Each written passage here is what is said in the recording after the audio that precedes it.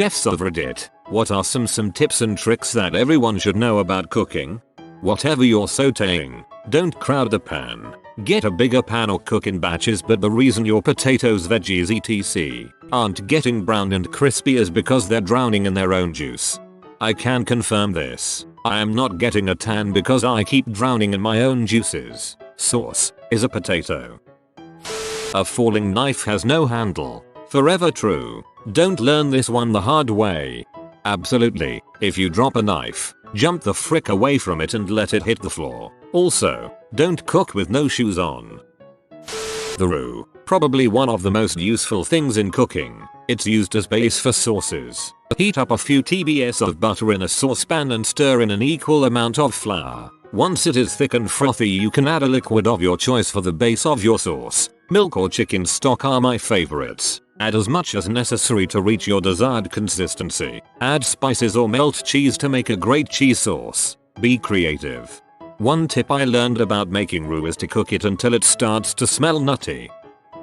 Yes, I know about rice cookers and I own one, but this is still a tip. Stop lifting the lid off of a pot of rice. Look at me. Look at me. Stop taking the lid off the goddamn rice. You complain about mushy or crunchy rice and it's either because you don't measure or you won't leave the lid alone. The steam cooks the rice. By taking the lid off you ruin everything forever.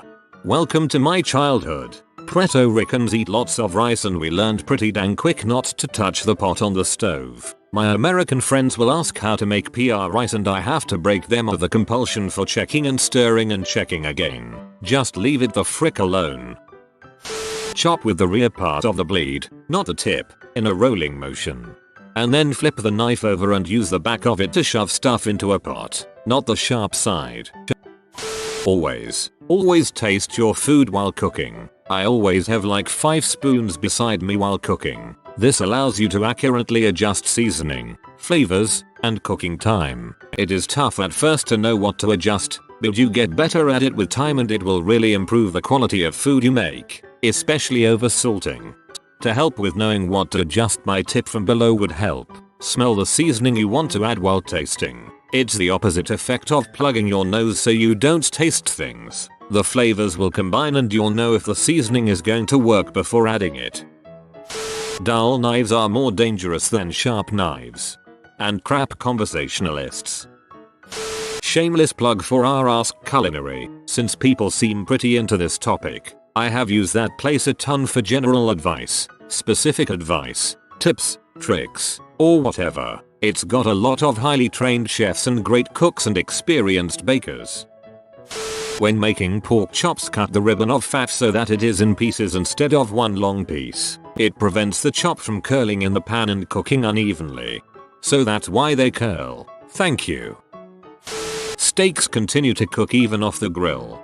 Scrambled eggs also do this. Take them off the stove well before they reach the desired consistency. Use weight, not volume, to measure ingredients for baking. As someone from the UK, not weighing ingredients sounds baffling to me. We don't use cups for anything. All about the grams and ounces. Peel your carrots. Not everything needs to be on high heat. A good chef knife will be the only tool you really need for home cutting. Save your bacon fat. Soups are the best way to use leftovers.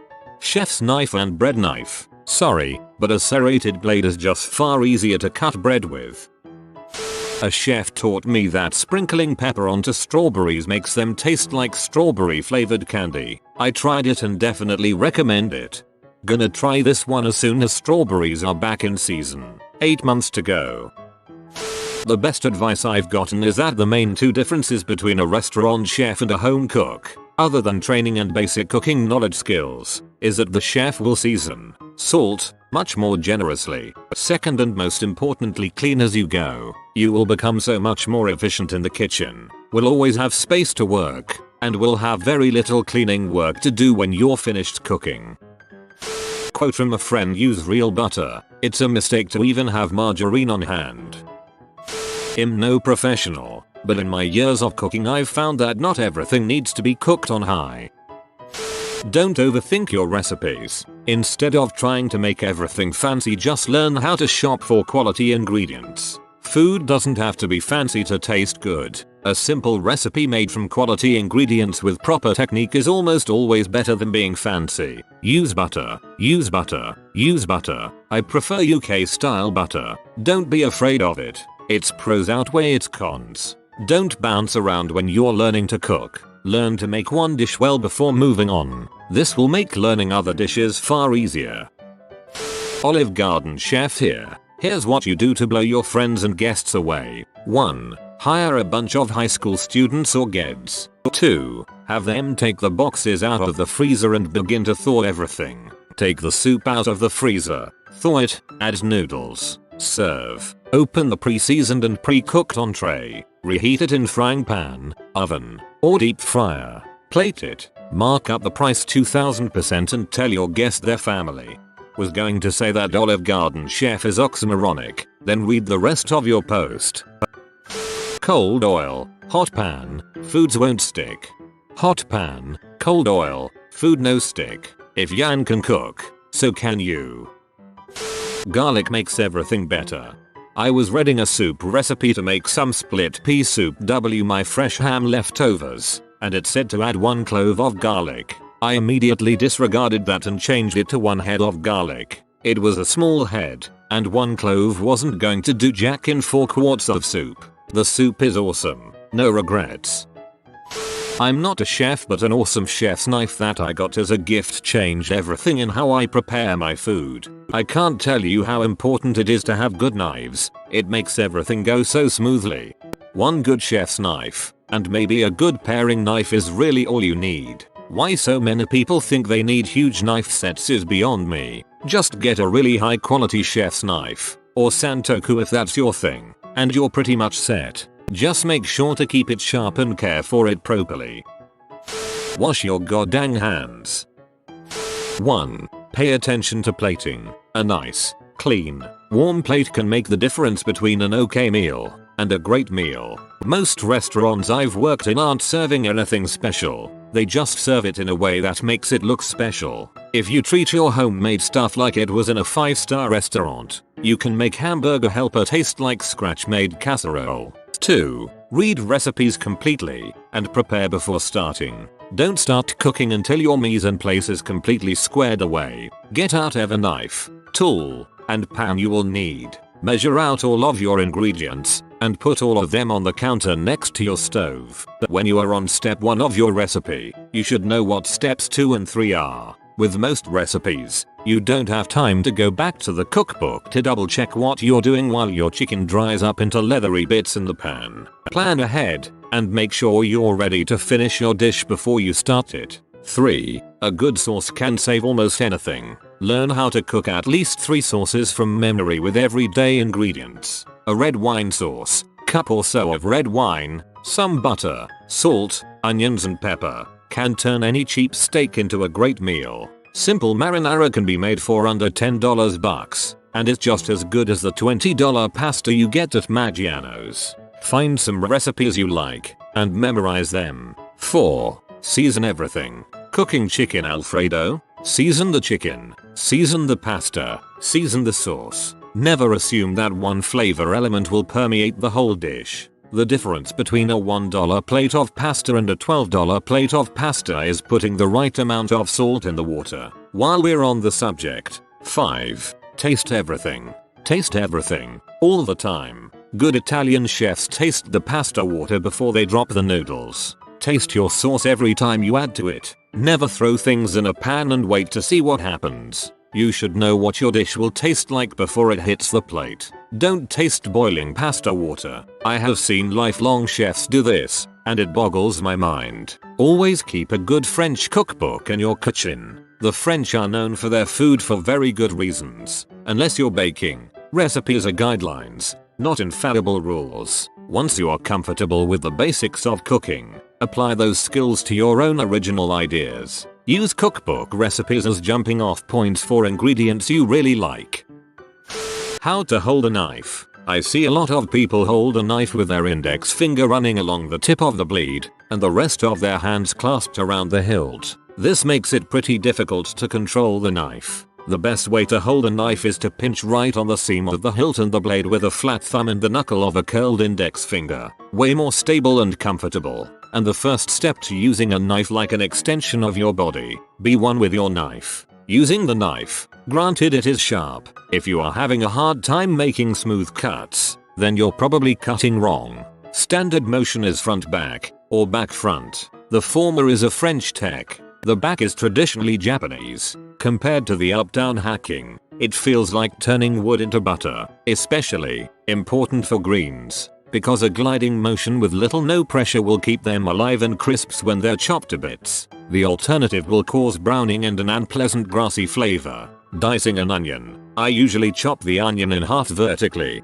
place the half on the cutting board, and make horizontal cuts from the bottom to top towards the stem, where all the layers meet, making sure the last cm or so is still intact. Keep your palm flat on top so you don't lose a finger. Then, turn the onion 90 degrees so said stem faces north, and slice vertically moving right to left still minding the connected end, measuring your cuts with the curled in knuckles of your left hand. Turn it back to starting position, and slice the whole onion from top to bottom. I think a lot of people know this anyway, but thought I'd throw it out there just in case someone doesn't. TLDR. Hold a knife like a fan. Take care of your knife. Always have onions in house. And don't lose a fricking finger. If your soup is a little over-salted, place a peeled potato in the soup. Remove the potato after 15 minutes. If it's still salty, order a pizza. Sharp knives mean less wounds. Bacon grease for every pan-related event. Learn how to properly cut an onion. Halved, top removed, scored vertically toward the intact base, then sliced horizontally. Shallots fricking rule. When you can taste the salt you've used too much, generally speaking, and mandolines are wonderful but remain fricking. Cooking mama is how I learned to cut an onion. Perfect cake. Weigh however many eggs you need. 2 or 3 generally, everything else should be the same weight. Mug, flour, sugar etc. Do not put cast iron stuff, skillets, grill pans, etc. in the dishwasher, unless you like ruining things. Also, presentation somehow adds to how good the food tastes. You don't ruin the cast iron, you just need to reseason it. People are so dramatic about cast iron on Reddit. Learn to reduce onions. Once you're good at onion reductions, a whole world of sauces opens up and people will think you're a cooking god. I keep belittling them and saying nasty things, but it doesn't appear to be affecting them. If using raw chopped onions in a dish, soak them in cold water first to draw out the sulfates. On a related note, if you're using raw onions in a dish that will be stored for a while, run some boiling water through them briefly and the flavor won't grow upon sitting. For example, potato salad. Perfect onion first day means overpowering onion the second day. Peanut butter can really round out the flavor in sauces and stew-like dishes. Peanut butter will also allow you to blend sauces where oil is involved, as in Thai dishes, because peanut butter has an emulsifier in it. Only a teeny bit of peanut butter is required, say half a teaspoon for 3 cups of sauce. I'm not a chef, just a budding hobbyist home cook, but here's what I've learned so far. First, a few random basic things. 1. Once you've got something on the heat, the clock is ticking. Do every bit of prep you can before you start cooking so you don't have to rush. Chop all of your vegetables. Measure ingredients. Familiarize yourself with the recipe. Makes things much less stressful. 2. Keep your knife sharp. Chopping vegetables is a zen pleasure with a sharp knife. 3. Put a wet paper towel under your cutting board to keep it from sliding around. But here's the one thing that has, by far, made the biggest difference in cooking for me. 1. Take notes when you cook for each recipe. I basically have a lab journal, where I record how it went, what modifications I made, what I think I should try next time. I found that I'd cook something, figure a bunch out, but then forget it all by the time I got around to cooking the same thing again. Now I just go back and look at my notes. This also means that over time, I've tailored recipes to my palate and my equipment. It's a great feeling to have a few dishes that I've perfected to exactly the way I like them. This may sound like a chore, but it takes like 30 seconds to type some notes and it's a huge help the next time I come around to the recipe again. Don't cook bacon naked. Microwaving is fine. Till a lot of people here don't use salt. Brussels sprouts need to be cooked roasted for at least 20 minutes to evaporate off the chemical that makes them taste bitter and cabbage. Why? For boiling, blanching anything, you want to use as much water as you can get away with, and salt the water. Otherwise, when you put the food in the water, the temperature of the water will drop too much, and the food will not boil correctly. Ditto with pan cooked anything. Crowd the pan, and you'll get less satisfactory results. You can use a little baking powder soda to help caramelize things. Your pan should be heavy to help keep the heat. Non-stick is only for fish and eggs. When you chop juicy vegetables for a salad, tomatoes, peppers, zucchini, etc., salt them before adding them to the salad. It will brighten up the flavor of the whole salad without making it salty. All grains should be cooked in stock instead of water. If possible, even vegetable stock will add richness and flavor. Always use low sodium stock, as it makes it easier to control the flavor. Truffle oil is fake, but adds amazing richness to starches and meats. Use sparingly. Making your own salad dressing is stupid easy. Combine some combination of garlic, shallot, onion, mustard, lemon juice, wine vinegar, herbs in a bowl or jar. Then take the oil of your choice and add it in a slow stream while you whisk the bowl until it is all blended together. Taste, and add salt and pepper. If you're using a jar, it's even easier. Just put the top on the jar and shake the whole thing up. Brine your land meats. Boil water for a minute with a bunch of salt. Should taste like the ocean. Chopped lemons, garlic, peppercorns, herbs, whatever, and then let it cool or put a bunch of ice in it. Make it saltier if you're going to add ice. Then soak your meat in the cold broth for 12 hours before cooking. One more. It seems like common sense, but I see this all the time. Taste as you go. You should be dunking spoons or forks in anything you're making every few minutes. So many people just throw in a bunch of ingredients and then expect it to work. I even taste my raw hamburger meat blend. I figure if it's going to make me sick from just a little bit, I shouldn't be serving it to my guests. Baking soda, not baking powder, which isn't even a thing. Edit. I should have said roasted Brussels sprouts instead of cooked, which implies any method.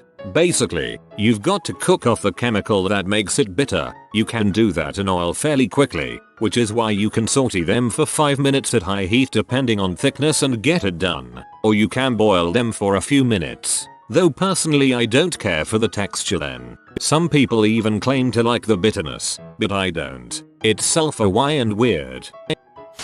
Different oils for different types of cooking since they all have different smoke points. Seems really simple, but few, like me for a while, never knew this and did dumb stuff like using olive oil for everything. Most olive oil is for light cooking or really just flavoring. Something like canola or vegetable for general cooking. For high heat, fillets and stuff that need a sear, use grapeseed or sunflower, but I'm not a chef.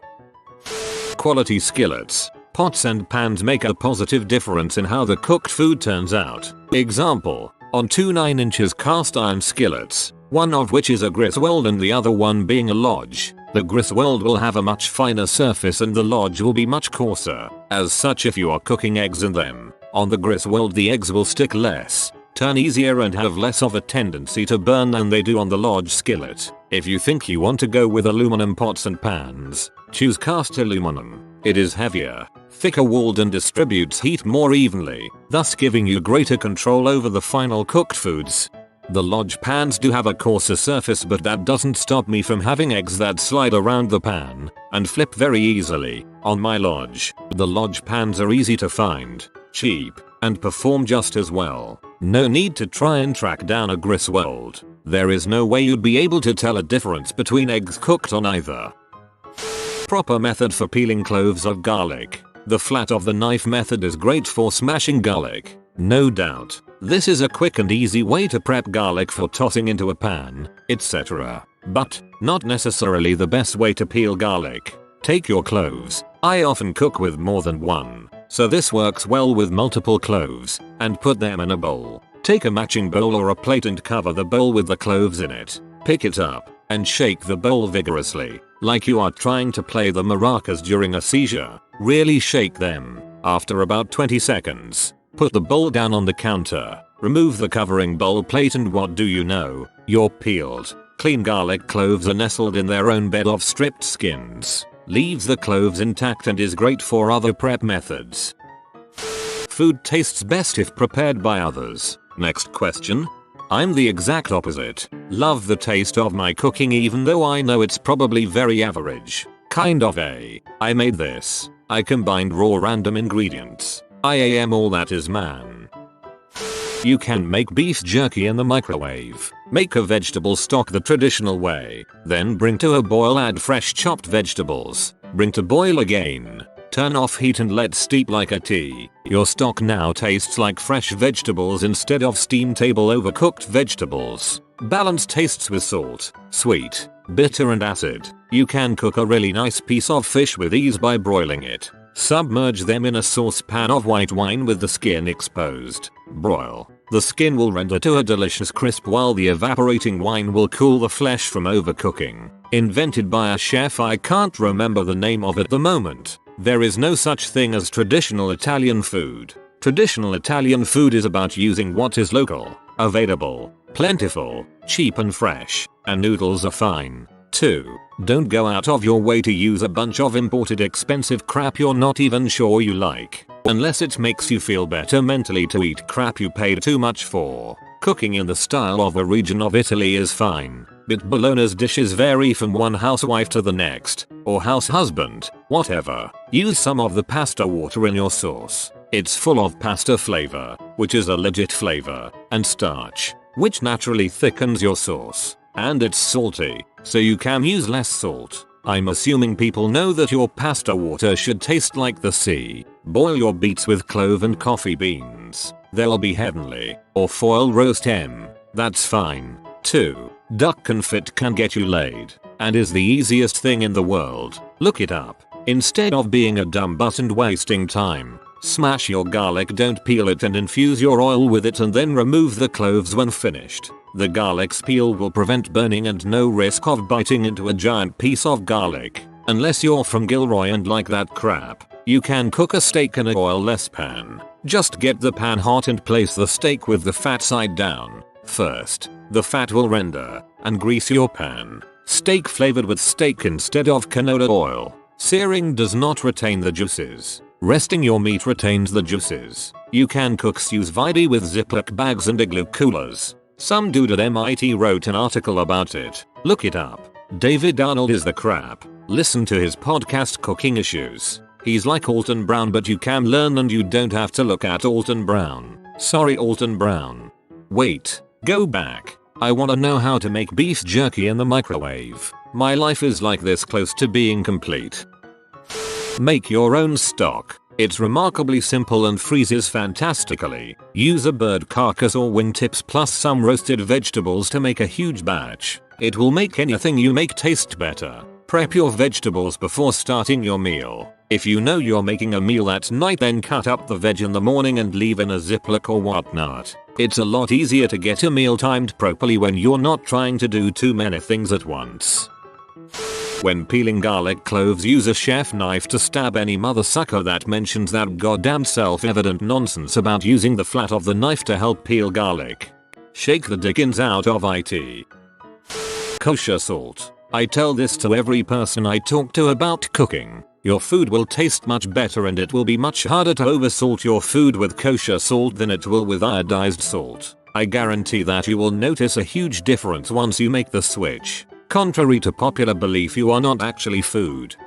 Salt, my god, salt your food. If there is one mistake that home cooks make, and then wonder why it doesn't taste as good as a restaurant, it is usually too little salt. Salt opens up the receptors on your tongue and enhances the flavor of pretty much everything. Easiest example is salting the water you would use to boil any starch, pasta, potatoes, etc. You should put a lot of salt in the water. Think about how much you would consider a lot, then double it and add that much. This is the best time to season any starch, when it is boiling. Then adjust the flavor, add more, if needed once it is cooked. My friend said that her culinary school instructor told them, salt the pasta water until it tastes like tears. It has worked for me. Also, I just cry into the pasta pot and that is good too. Using your dominant hand, touch your pointer finger to the muscle at the base of your thumb, on the palm, the fleshy part that you can't move freely. When you use your pointer finger and press down on that muscle, that is rare, middle is medium rare, ring is medium, pinky is well done. Don't ever cook meat to well done. In light of the weird hands epidemic on Reddit, I think we've just alienated a bunch of people. One sagely proverb I learned once stated, cooking is an art, baking is a science. For example, if you're cooking something, especially if you know the recipe well, don't be afraid to be adventurous. Keep tasting, adding and testing until you get something that you think is freaking exquisite. On the flip side, if you're baking, follow that recipe like a motherfucking scientist. Weigh everything exactly and follow every step. If it's a good recipe and you follow it exactly, you cannot fail. Know the difference between baking and cooking and you will become better at both. If you are new to the channel, you can subscribe. I publish new videos every day. Until then, check another video.